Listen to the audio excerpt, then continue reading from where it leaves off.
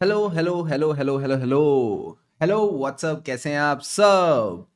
Good evening, good evening, good evening, good evening all of you. फटाफट मुझे chat box पे बता दो, क्या मेरी ऑडियो वीडियो आप तक एकदम अच्छे से पहुंच रही है? सिमरन, वेदांत, वरुण, सूरज, सूरज, ऑल गुड। सब एकदम बढ़िया है, सब एकदम कुशल मंगल। Yes sir. सो दोस्तों, अभी सेशन स्टार्ट करने से पहले फटाफट अच्छे स्टूडेंट की तरह वीडियो पे अटेंडेंस लगाएंगे। सर कैसे? वीडियो को लाइक करके, ठीक है? फटाफट वीडियो को लाइक कर दो, फटाफट वीडियो पे अपनी अटेंडेंस लगा दो। Let's begin with this session. Awesome. अब सर इस सेशन में हम क्या कवर करने वाले हैं? जितने भी आपके CA final audit MTP1 Jain 26 में नए क्वेश्चंस आए हैं, ठीक है? जो भी नए क्वेश्चंस आए हैं वो सब मैं इसमें डिस्कस करने वाला हूँ। इसमें स्टार्टिंग हम करेंगे केस सिनेरियोस के साथ, बिकॉज बच्चों को एमसीक्यूज करने में बड़ा मजा आता है ऑडिट के। तो सबसे पहले हम केस सिनेरियोस के साथ स्टार्ट करेंगे, फिर एक दो ही डिस्क्रिप्टिव क्वेश्चन नए ऐड हुए हैं, उनको मैं आपको यहाँ पे कवर करवा दूंगा। Deal done? Done sir. तो सबसे पहले आ जाओ क्वेश्चन नंबर 1 पे। देखो क्वेश्चन नंबर 1 क्या कहता है। क्वेश्चन नंबर 1 आपसे पूछता है, whether the act of conducting a joint training session on GST and sharing the fees collected leads to a professional misconduct as per C act 1949। मैं कहता हूं पूरा क्वेश्चन नहीं भी पढ़ते, और अगर हम ये सिर्फ इतनी सी लाइन पढ़े कि कहीं ना कहीं क्या हुआ है, दो सीएस ने मिलकर जॉइंट ट्रेनिंग सेशन किया जीएसटी पे, ठीक है, क्लाइंट्स के लिए किया होगा, और उसके बाद जो उसकी फीस मिली उसको कहीं ना कहीं शेयर करा, तो क्या ये प्रोफेशनल मिसकंडक्ट है या नहीं? जल्दी से बता दो चैट बॉक्स पे। कम ऑन एवरीवन, जल्दी से बता दो। श्रद्धा, आपके जितने भी डाउट्स हैं प्लीज आप टेलीग्राम ग्रुप पे पूछो, और अगर आपके पास उसका एक्सेस नहीं है आप मेल डाल दो ca.shubhamkeswani@gmail.com। I will see to it. So mostly बच्चों ने एकदम सही जवाब दिया, आंसर इज नो। सो यहां कोई मिसकंडक्ट नहीं है। क्यों नहीं है? ये चीज शुभम सर ने सिखाई थी एथिकल स्टैंडर्ड बोर्ड डिसीजंस। जो recent ethical standard board decisions आए हैं उसमें ये चीज अलाउड हो चुकी है। So the question is whether it is a misconduct. The answer is no. Sir why? As per the recent decision of Ethical Standard Board, it is permissible for 2 or more CAs to collectively take joint training sessions, and उससे जो भी fees मिलती है वो कहीं ना कहीं share कर सकते हैं। तो D is the right answer. इसके ऊपर आपके पास डिस्क्रिप्टिव क्वेश्चन भी आ सकता है, तो भैया इस पॉइंट को ध्यान रखना। अब आ जाओ क्वेश्चन नंबर 2 पे। क्वेश्चन नंबर 2 एक और शानदार क्वेश्चन है, बिना चीटिंग करे आपने इसका जवाब देना है। बहुत ही प्यारा क्वेश्चन आईसीआई ने बनाया है, देखो क्या कहता है। Which of the following will be most appropriate response by the auditor in this situation? अब situation क्या कहती है? During the audit of Surat branch of Vardi bank, auditor observe करता है Surat branch has created single uniform provision of 0.4% on all the standard advances.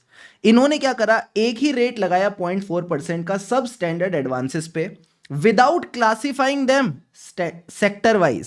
Sir sector का क्या मतलब है? ये आपके घर वाले सेक्टर नहीं है कि सेक्टर 14, सेक्टर 15, सेक्टर 20, ये वो सेक्टर नहीं है। सेक्टर का मतलब है agriculture sector, education sector, industry में भी अलग अलग sector. Okay sir. On inquiry branch manager explain करता है, since all accounts are standard, तो हमको अलग अलग प्रोविजन रेट्स लगाने की जरूरत नहीं है। Which of the following is a most appropriate response bye the auditor. अब देखो मैं आपको 4 ऑप्शन पढ़ाऊंगा, आप चारों में से लॉजिकली बताना मोस्ट एप्रोप्रिएट क्या लग रहा है। सारे बच्चे एक बार बोर्ड पे देखो और बताओ।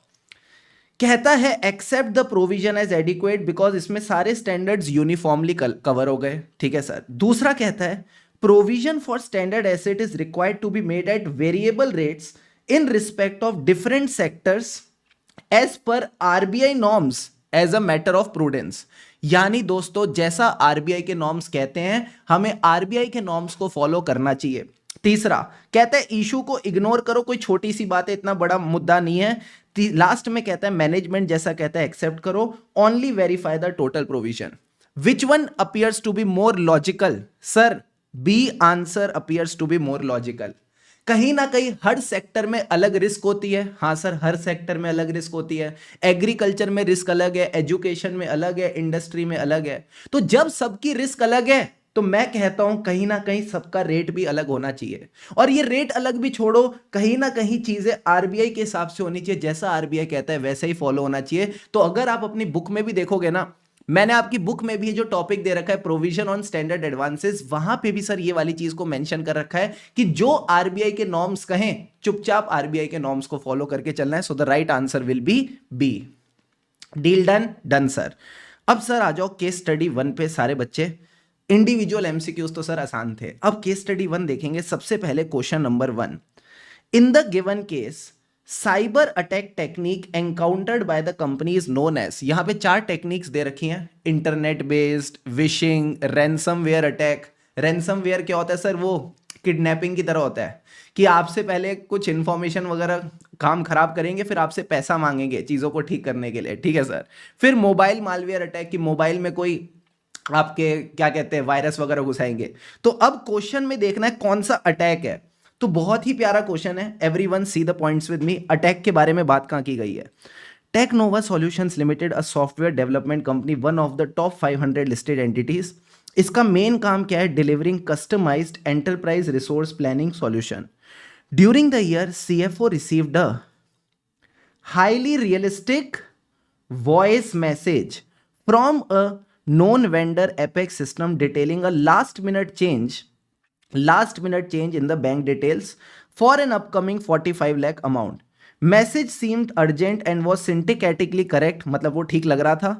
Mimicking the typical communication style, CFO pressed for time, verbally approved the change to accounts payable team without calling back to the vendor. Week later इनको पता चला कि they had Apex system had sent a formal inquiry regarding a delay in payment of 45 lakh. Investigation revealed initial voice message was a sophisticated AI generated deep fake designed to commit a fraud and money was transferred to a fraudulent account. Oh my god sir, ये क्या हुआ भैया? CFO के पास call आती है, उसको लगता है कि उसके सप्लायर की कॉल है, जबकि कॉल किसकी थी? फ्रॉडस्टर की थी। तो मुझे बताओ, जब वॉइस कॉल पे फ्रॉड होता है तो उसको क्या कहते हैं? सर वॉइस कॉल के फ्रॉड को कहते हैं विशिंग। सबने एकदम सही जवाब दिया, वेरी वेरी गुड सर। ये विशिंग आया कहां से है? वॉइस और फिशिंग ठीक है, वॉइस और फिशिंग इन दोनों का मिला के एक मिश्रण बनाया जिनको इस प्यार से बोलते हैं विशिंग। वेरी वेरी गुड, बहुत बढ़िया। अब सर आ जाओ क्वेश्चन नंबर 5, देखो क्या कहता है। Considering the facts given in the case relating to the loss and deficiency in the internal control which led to the fraud, what is the most appropriate reporting implication for auditor. Sir अब क्या fraud की बात हुई है, एक बार आ जाओ देखते हैं। देखो क्या कहता है। Statutory auditor determined that internal controls over the disbursements were deficient, specifically regarding the change management of vendor banking details. The loss was material. The loss was material, but was determined not to be pervasive to the financial statement. ठीक है? And कहीं ना कहीं एक बात बताओ, जब भी फाइनेंशियल स्टेटमेंट में ऐसी कोई मटेरियल मिसस्टेटमेंट हो जाती है विच इज नॉट परवेसिव, तो आप कौन सा ओपिनियन देते हो? एक बार जल्दी से चैट बॉक्स में बता दो। Everyone please tell me. 3 opinion होते हैं, डिस्क्लेमर, एडवर्स और क्वालिफाइड। कौन सा ओपिनियन आएगा? सबने एकदम सही कहा सर, यहां क्वालिफाइड ओपिनियन आना चाहिए। यहां कहीं ना कहीं क्वालिफाइड ओपिनियन आना चाहिए, क्योंकि इस तरह की गड़बड़ हुई है। तो यहां पे आप आंसर क्या दोगे? Adverse no, disclaimer no, unmodified no, qualified आएगा बिकॉज क्वेश्चन ने खुद लिख के दे दिया इंपैक्ट मटीरियल है बट परवेसिव नहीं, ड्यू टू अ फ्रॉड। हमने पढ़ा है ना, material misstatement can be due to error और फ्रॉड। ये फ्रॉड वाला केस है एंड क्वेश्चन में खुद ही लिखा था it is material but not pervasive.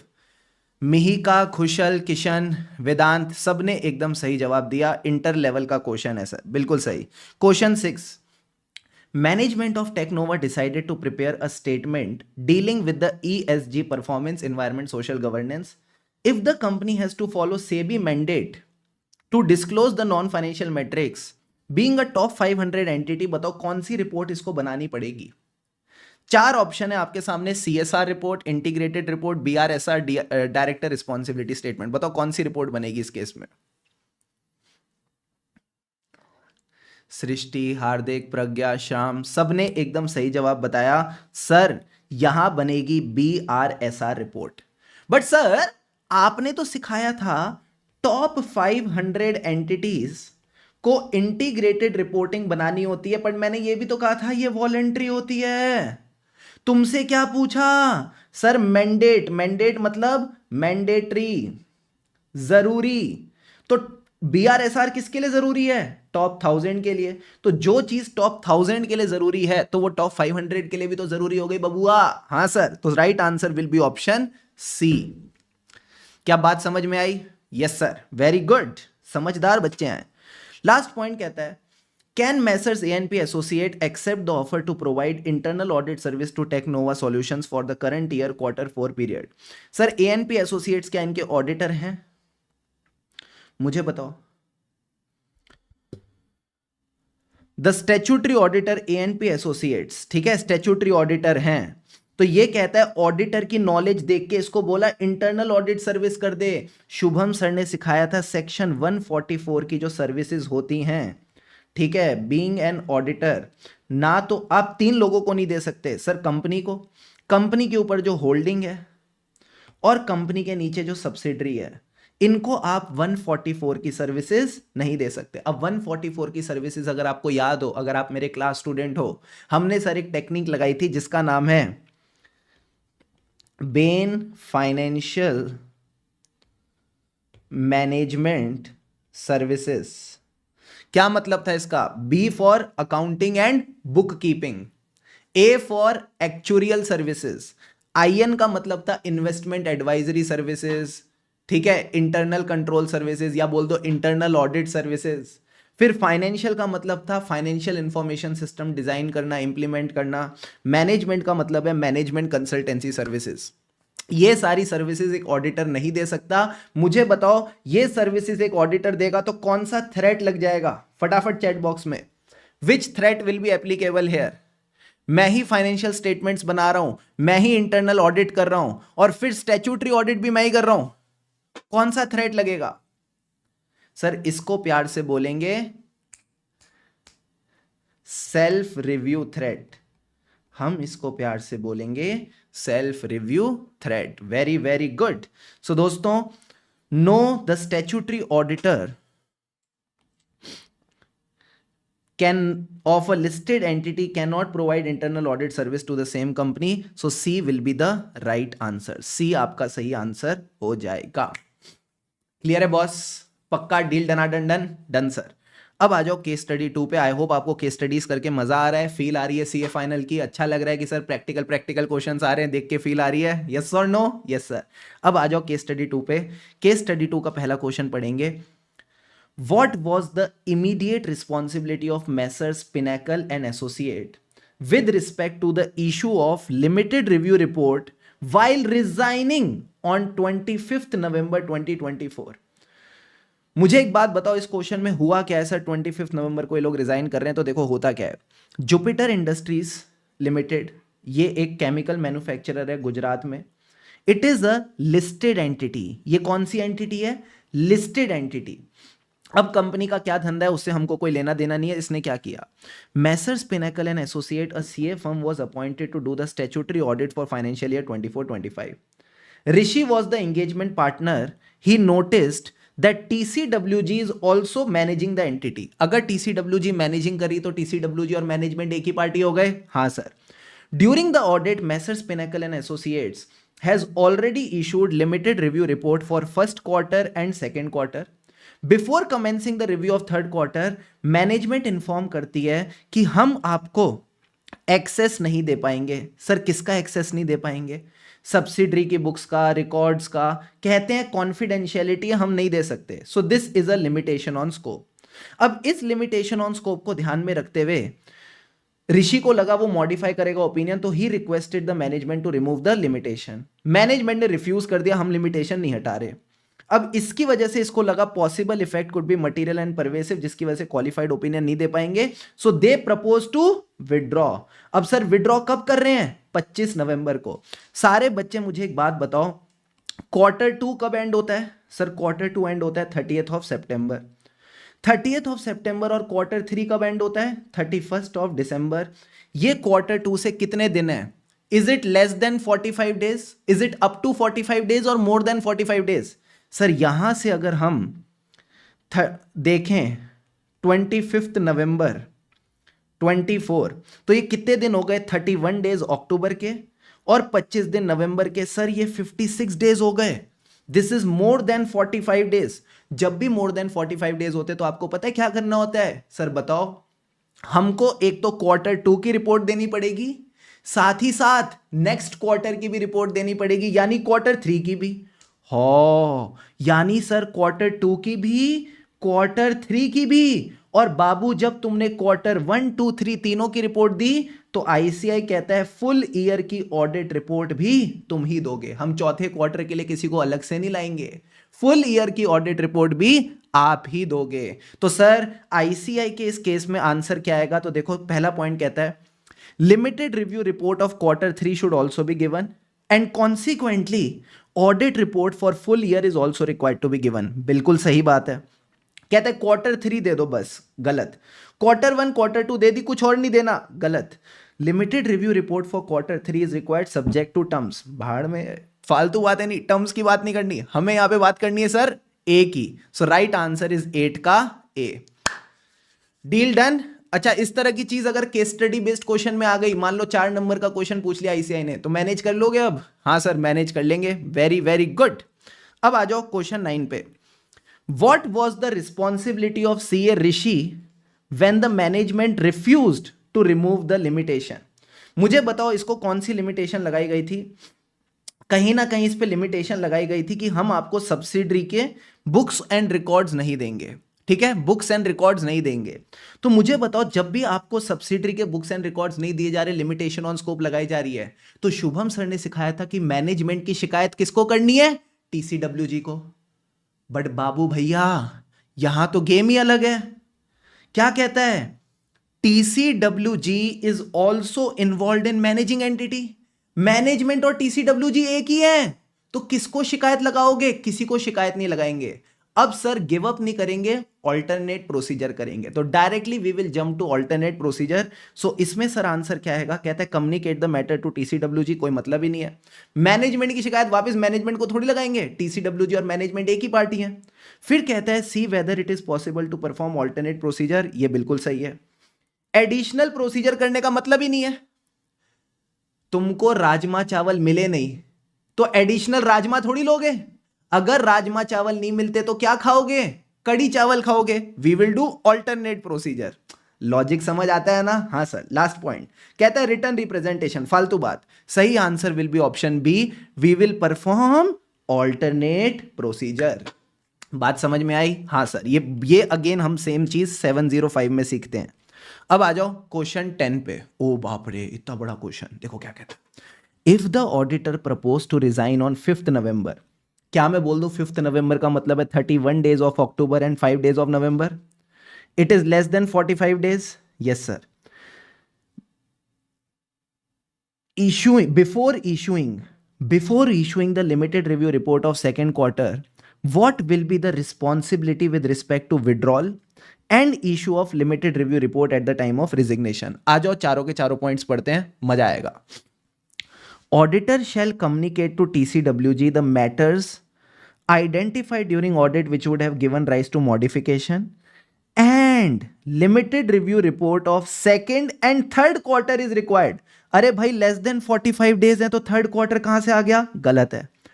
Auditor shall communicate to management and TCWG matters regarding misstatement identified during audit that would have given rise to modification. सही है। Limited review report is not required. Again एक गलत answer. Third point auditor shall communicate to TCWG possible effects. ये तो possible effects वाली तो हम कोई बात ही नहीं करते। लास्ट पॉइंट पे आ जाओ। Auditor shall communicate to TCWG matters identified during audit that would have given rise to modification, and limited review report of second quarter was required to be issued। Sir ये सही लग रहा है बाबू भैया, ये सही लग रहा है। 10th का right answer should be D. ये इजी था सर, ये मस्त था, ये एकदम बढ़िया अच्छा क्वेश्चन था। अब आ जाओ 11th पे। Whether in the given circumstance withdrawal is mandatory, and if yes, what is the responsibility with respect to such withdrawal? आप मुझे बताओ, अगर आप पे लिमिटेशन ऑन स्कोप लगाया जा रहा है जिससे आप एविडेंस इकट्ठा कर ही नहीं पा रहे, शुभम सर ने क्या सिखाया था? सर अगर हमको लगता है possible effect is material plus pervasive और हमारे पास एविडेंस नहीं है, पहली प्रायोरिटी हमेशा क्या रहती है? चुपचाप पतली गली से निकल लो, आप विड्रॉ कर लो। अगर आप विड्रॉ नहीं कर पा रहे, विड्रॉ मैंडेटरी है, जरूरी है, बट सर अगर विड्रॉ पॉसिबल नहीं है अंडर अ लॉ और रेगुलेशन, तो फिर आप क्या करोगे? Then in that case you will disclaim your opinion. फिर आप अपना ओपिनियन डिस्क्लेम करते हो। तो देखो यहां पे आपका कौन सा आंसर सही होने वाला है। देखो क्या कहता है, in the given case withdrawal is mandatory, बिल्कुल सही। Since withdrawal from audit before issuing the audit report was not practicable possible, he should disclaim the opinion। तो सर ए आंसर ही पहले सबसे सही मिल गया, बिल्कुल सही है। आ जाओ बाकी ऑप्शन भी देखते हैं गलत क्यों है। कहता है मैंडेटरी है in case of withdrawal, auditor was required to withdraw where practicable and possible, but यहां पे तो विड्रॉल पॉसिबल ही नहीं था, तो ये गलत हो गया।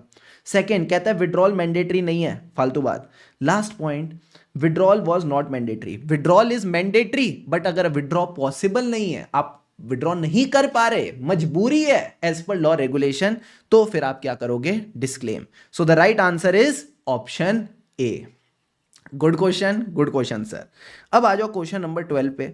Assuming Jupiter Industries Limited is an unlisted company, whether reason for resignation was proper। क्या रीजन दिया इन्होंने रेजिग्नेशन का?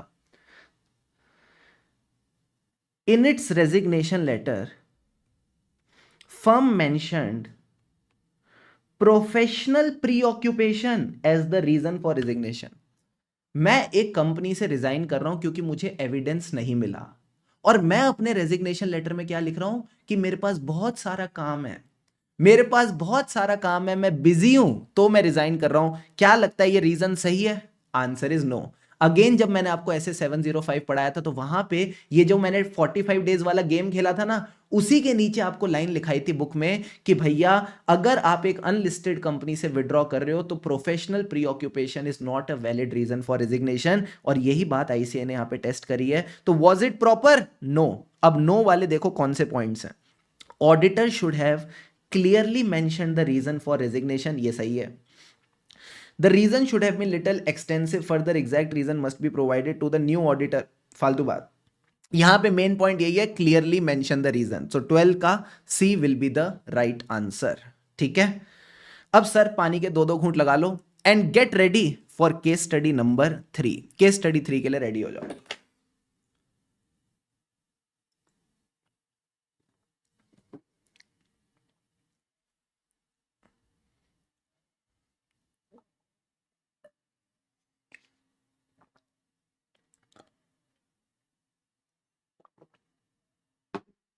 शाबाश, very very good.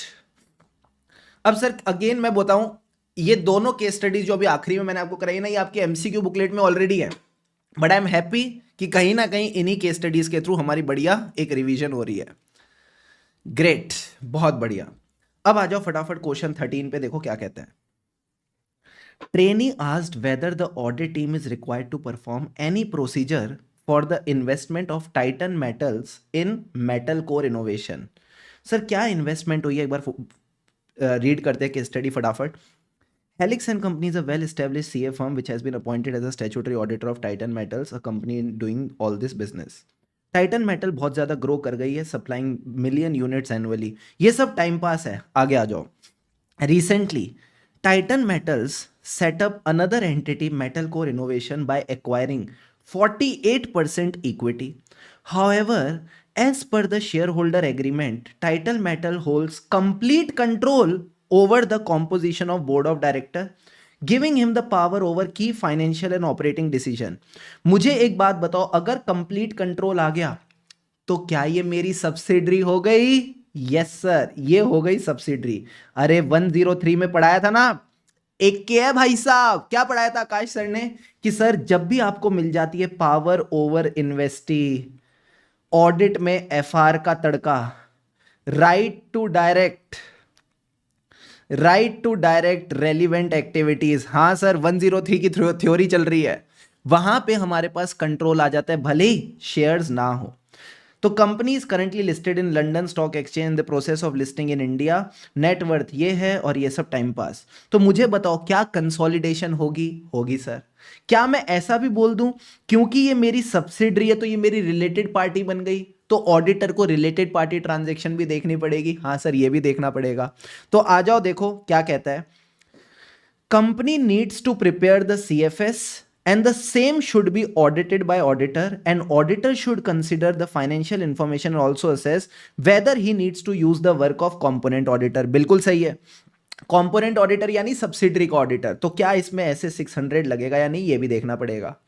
Second thing कहता है perform the audit procedure on investment balances and transaction with related party. Obviously मैंने subsidiary में invest किया तो ये इन्वेस्टमेंट भी चेक होगी। कहता है कोई प्रोसीजर परफॉर्म करने की जरूरत नहीं है, फालतू बात।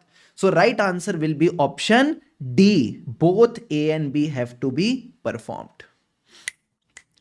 क्लियर है बॉस? Clear, very good. अब आ जाओ क्वेश्चन 14 पे।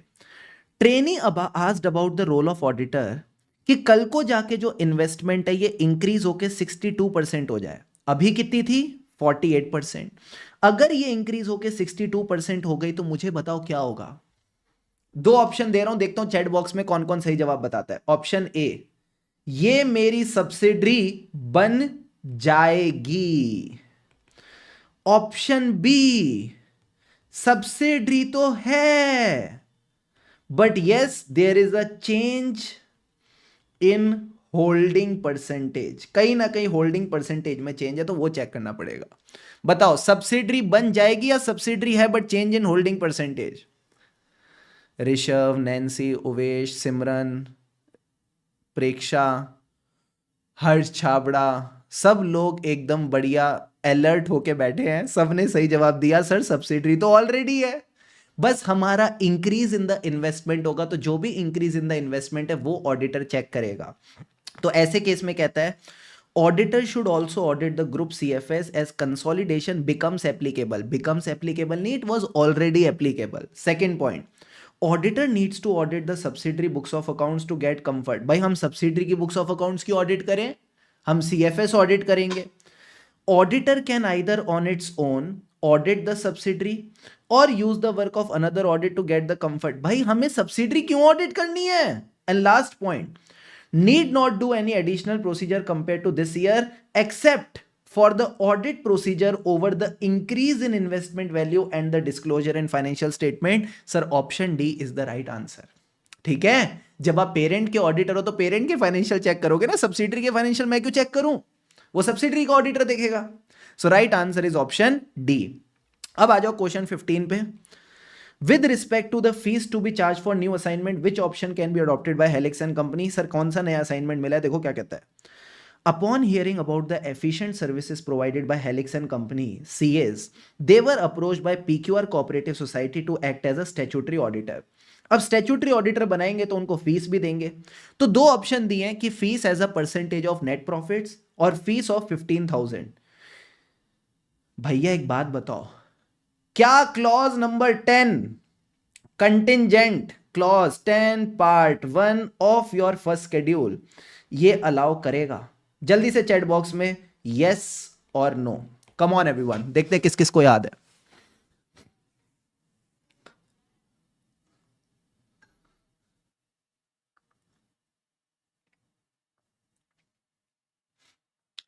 शुभम, और ये कौन है भाई? धीरे धीरे। अहमद, प्रियंका,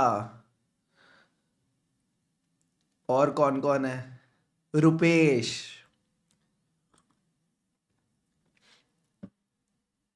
बस दो तीन ही लोग हैं। ठीक है, आस्था। सर आप ये किन के नाम ले रहे हो? जो बदमाश है।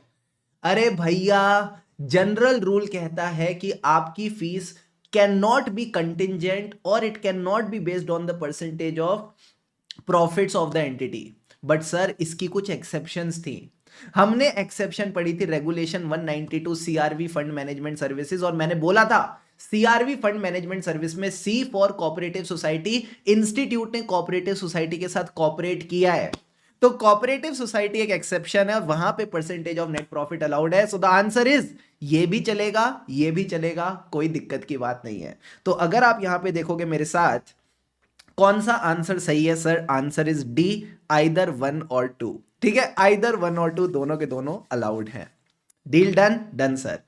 अब दोस्तों अगर मैं बात करूं डिस्क्रिप्टिव क्वेश्चंस की, गुड न्यूज इज 2 ही नए क्वेश्चंस मेरे को यहां पे दिखे, तो आ जाओ दोनों नए क्वेश्चंस को एक बार फटाफट कवर करते हैं, then will wrap up this session. अभी तक अगर वीडियो को लाइक नहीं किया तो फटाफट वीडियो को लाइक कर दो, ठीक है, एंड चैनल पे नए हो तो डू सब्सक्राइब द चैनल। आ जाओ देखो क्या कहता है।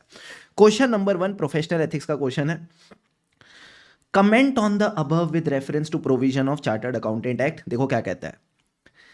CA Ratan is a member in practice invited to join the board of directors of a cooperative bank. मुझे बनाया जा रहा है बोर्ड ऑफ डायरेक्टर एक कोऑपरेटिव बैंक का as a independent director. Bank assures him that the position is honorary. He will not be involved into the day-to-day activities. At the same time, CA Mihir, one of the partners of CA Ratan, is approached by the management to do statutory audit. मुझे एक बात बताओ बरखुद्दार, कौन कौन है यहां?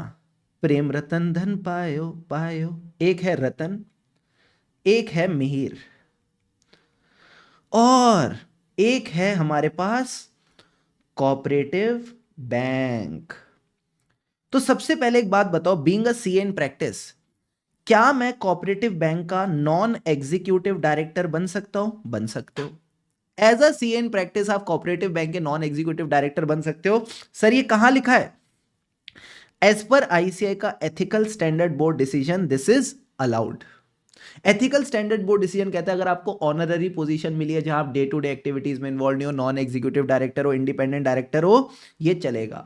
But sir क्या at the same time Mihir इसका ऑडिट कर सकता है? मैंने कहा नहीं, Mihir can not act as a auditor of the company. Why? Sir हमने ये बात पढ़ी थी clause 11 part 1 of the first schedule. You can act as a director of the company, not the MD or WTD, provided neither you nor your firm, any of the partner is interested in the company as the auditor. आप auditor नहीं होने चाहिए उस entity के. तो आपको यहां पे बस इतनी सी बात ध्यान रखनी है, अगर ये डायरेक्टर बना तो ये ऑडिटर नहीं बन सकता, अगर ये ऑडिटर बना तो ये डायरेक्टर नहीं बन सकता, यानी साइमल्टेनियसली दोनों चीजें पॉसिबल नहीं है.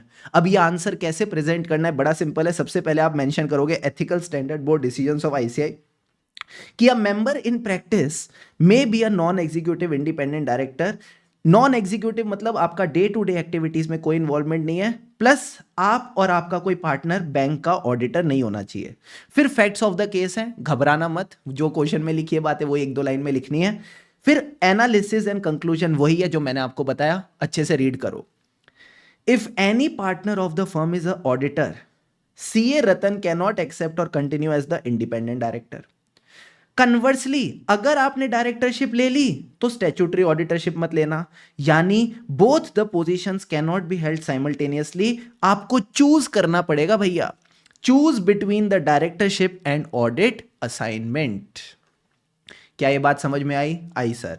तो भैया आप एक बात समझना, आरटीपी जैन 26 में किसका क्वेश्चन था? एथिकल स्टैंडर्ड बोर्ड का. एमटीपी में किसका क्वेश्चन है? एथिकल स्टैंडर्ड बोर्ड का. हम छोड़ के क्या जाएंगे?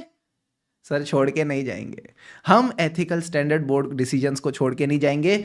जो मैंने आपको पूरा चार्ट दे रखा है एथिकल स्टैंडर्ड बोर्ड का, उसको आपने अच्छे से कवर करके जाना है. रिवीजन वीडियो में भी मैंने आई थिंक 15-20 मिनट लगा के पूरे ethical standard board decision revise कराए हैं. सारे बच्चे कमिटमेंट करो चैट बॉक्स में, हम ईएसबी डिसीजन पढ़ के जाएंगे जल्दी से.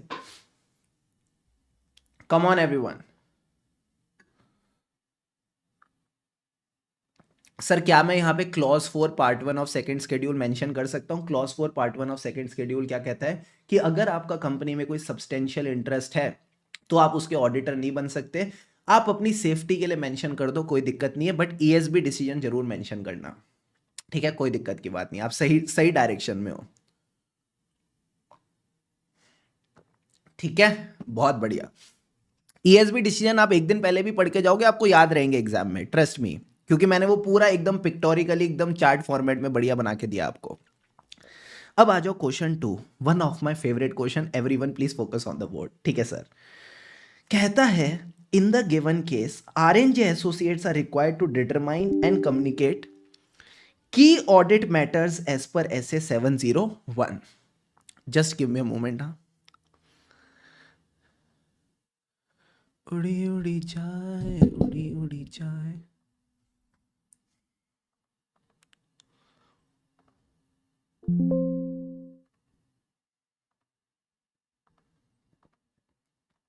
हाँ जी। तो ये कहता है कि in the given case RNJ associates are required to determine and communicate KAM as per S A 701। अब क्वेश्चन पढ़ते हैं, मजा आएगा। ये एक अच्छा क्वेश्चन है कैम का, something different. RNJ associate CS are the statutory auditor of Trikon limited which is a listed company. भैया लिस्टेड कंपनी आ गई, कैम आएगा ही आएगा। Engagement team identified areas like valuation of obsolete inventory, impairment of plant asset, major tax dispute which required significant auditor attention. कितनी hints लोगे भैया? Listed entity, significant attention. Audit committee however expressed a concern that highlighting the tax dispute in audit report, इससे क्या होगा? अगर आप tax dispute के बारे में बताओगे तो कंपनी की बदनामी होगी। And advise the auditor to not include in their report. As a engagement partner, evaluate the professional considerations and reporting implication in the given case required to determine and communicate CAM।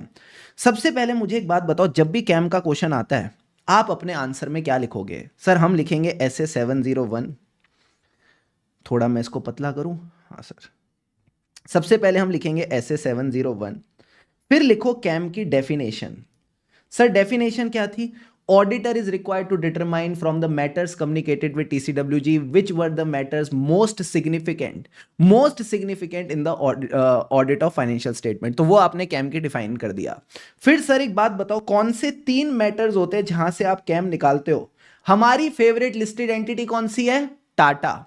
Tata का क्या मतलब है? JRT Tata. तो significant JRT। Sir JRT का क्या मतलब है? Significant judgement, significant risk and significant transaction. तो जो भी एरियाज थे जहां पे भी ऑडिटर की सिग्निफिकेंट जजमेंट लगी, उन एरियाज में जहां पे मैनेजमेंट की जजमेंट थी। अब मैनेजमेंट की जजमेंट कहां होती है? Accounting estimates having high estimation uncertainty. फिर areas of high risk of material misstatement और significant risk assessed by the auditor. Significant transactions happening during the year. अब इसमें से जो मोस्ट सिग्निफिकेंट है उसको हम की ऑडिट मैटर बनाते हैं। क्या ये 2 पॉइंट ऑफ थ्योरी समझ में आए? आए सर। अब सर जब मैंने आपको ऐसे 700 पढ़ाया था ना, उसमें भी एक कैम वाला पॉइंट आया था। वो कैम वाला पॉइंट क्या कहता है कि आपको कैम रिपोर्ट करने की जरूरत नहीं है। कब? अगर लॉ रेगुलेशन प्रोहिबिट करता है, कि लॉ रेगुलेशन कहता है आपको ये चीज डिस्क्लोज करने की जरूरत नहीं है, या फिर जो इसके एडवर्स कॉन्सिक्वेंसेस हैं, they will outweigh the public interest benefit.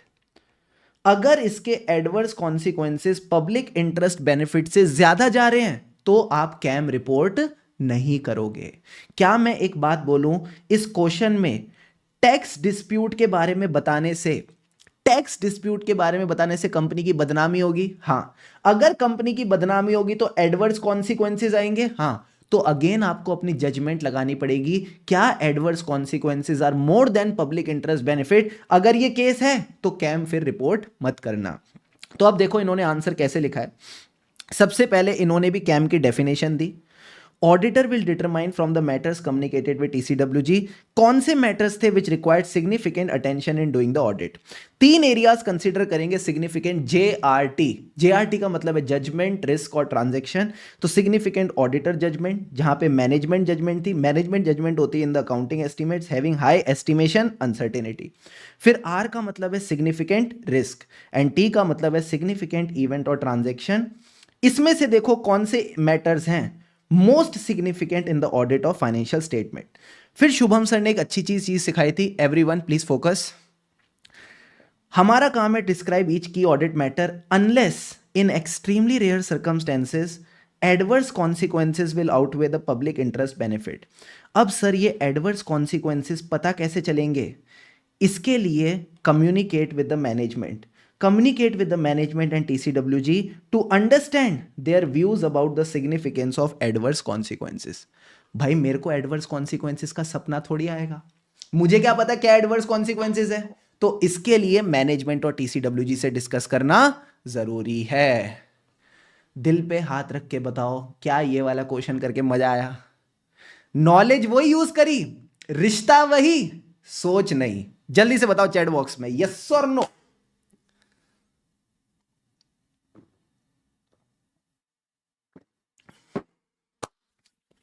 बहुत बढ़िया।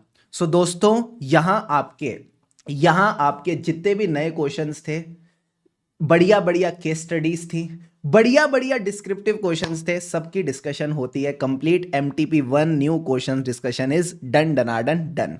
ठीक है। So I hope you enjoyed this session. Video अच्छी लगी हो तो do give it a like, channel पे नए नए आए हो तो सब्सक्राइब कर लेना। बाकी सर एंड में एक ही बात बोलूंगा, आप अच्छे बच्चे हो, ठीक है। आप अच्छे बच्चे हो, मन लगा के पढ़ रहे हो, तो मैं बताऊं अच्छे बच्चों के ना रिजल्ट भी अच्छे ही आते हैं, ठीक है। तो अंदर से एक पॉजिटिविटी रखना, अच्छे से मन लगा के पढ़ते रहना, एंड ट्रस्ट मी सब बढ़िया रहेगा, आप जल्द ही एग्जाम्स क्लियर कर लोगे। सो ऑन दिस नोट एक ही बात बोलूंगा, स्ट्रेस लेके नहीं, टेंशन लेके नहीं, एकदम मजे से पढ़ेंगे, खुशी से पढ़ेंगे, तभी आगे बढ़ेंगे। लगे रहो मित्रों, लगे रहो, जीत पक्की है। Let's learn with fun. Take care all of you.